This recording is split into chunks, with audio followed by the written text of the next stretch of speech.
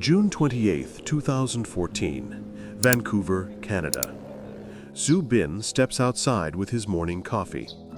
Before he can take a sip, two unmarked Crown Victorias block his driveway. 8 RCMP officers surround him in seconds. The mug drops, shatters. Su doesn't resist. He already knows why they're here. For 6 years, this quiet 49-year-old aviation parts dealer has been stealing America's most classified military technology, not with lockpicks or guns, but with hackers, phishing emails, and Excel spreadsheets.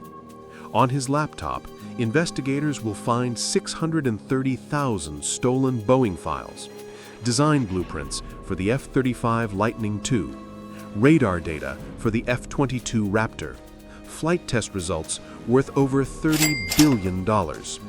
What they don't know yet is that arresting Su Bin will trigger an international hostage crisis. And the secrets he stole? They're already flying over the South China Sea. Beijing, 2008. The aerospace conference hums with handshakes and quiet deals.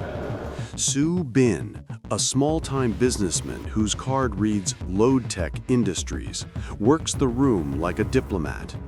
Officially, his company makes cable harnesses for aircraft. In reality, it's a cover. That morning, Su receives encrypted instructions from 2 People's Liberation Army hackers, known only as UC2 and UC3. Their mission? Infiltrate 17 American defense contractors. They need insider intelligence, and Su has exactly that: industry access and fluent English.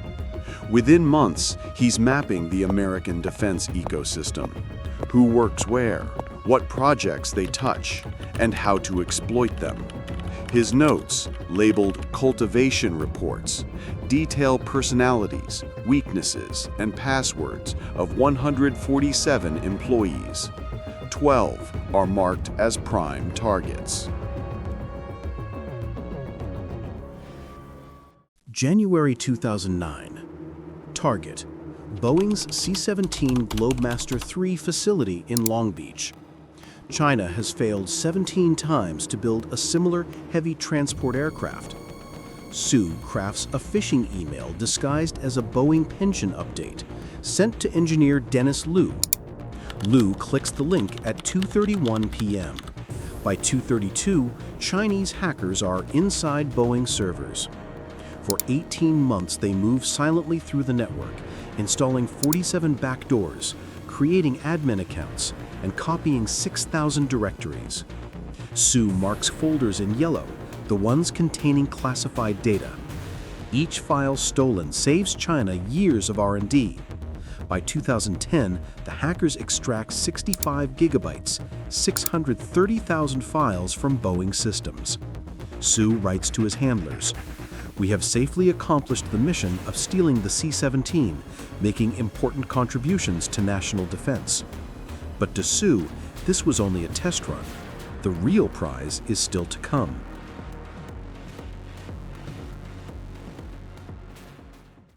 April 2010. New orders arrive. Target Lockheed Martin's F-35 Lightning II program, the most expensive weapon system in human history. Su builds a master spreadsheet.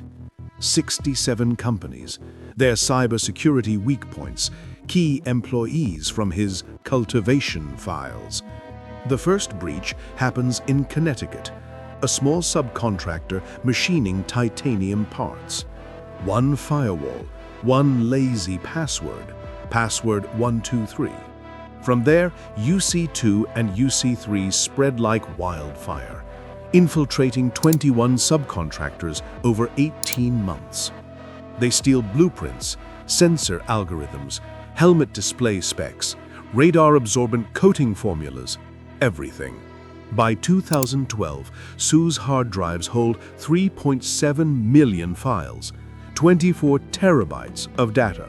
He personally translates thousands of pages, annotating them in Mandarin. Months later, Beijing sends him photos of their new J-20 stealth fighter prototype. Its intake geometry, canopy coating, and fuselage design match the stolen F-35 data perfectly. Su writes one line: "This changes everything." August 2012, Los Angeles Division. Special Agent Justin Valls receives intercepted emails from the NSA. Discussions between 3 Chinese operatives about Project C-17 and Big Bird. One message mentions a Stephen Su. Cross-referencing trade show records, the Bureau spots a pattern. Every time Su attended an aerospace event, a cyber breach followed within weeks. Paris, Dallas, Seattle, 17 times in total. The final clue comes from a Gmail login in January 2013. IP address 67.193.44.22, registered to a residence in Richmond, British Columbia. The name on the property? Su Bin. The FBI begins coordination with Canadian intelligence and prepares for extradition. But China won't let their spy fall quietly.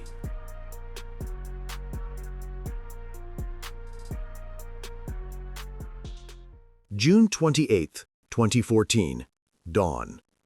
RCMP tactical teams surround Su Bin's home. He opens the door holding a cup of coffee and his phone. Before he can press "Emergency Clean," officers seize it. Inside, they find 47 USB sticks, 8 external drives, and laptops holding 892 gigabytes of classified data, including top-secret F-35 radar signatures. Within days, Beijing retaliates.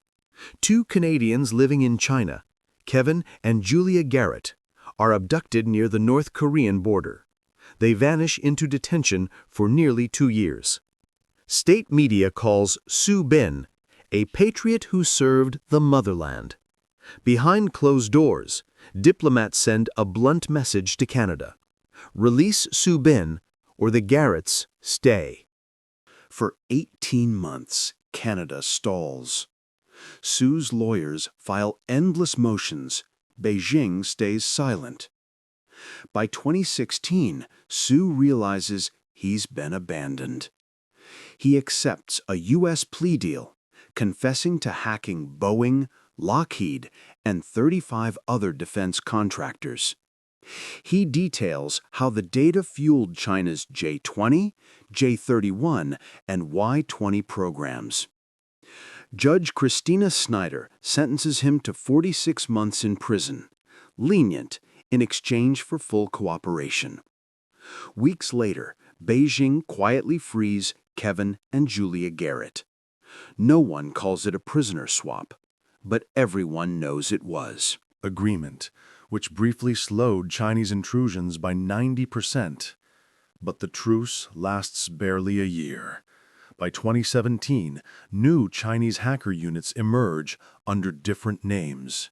March 2020, Su Bin walks free. He boards a flight to Beijing, disappears into obscurity. His $8 million frozen, his reputation destroyed. Yet the technologies he stole remain alive, inside the J-20s patrolling the Pacific skies. In less than a decade, China erased a generation of technological disadvantage. They didn't just steal aircraft designs.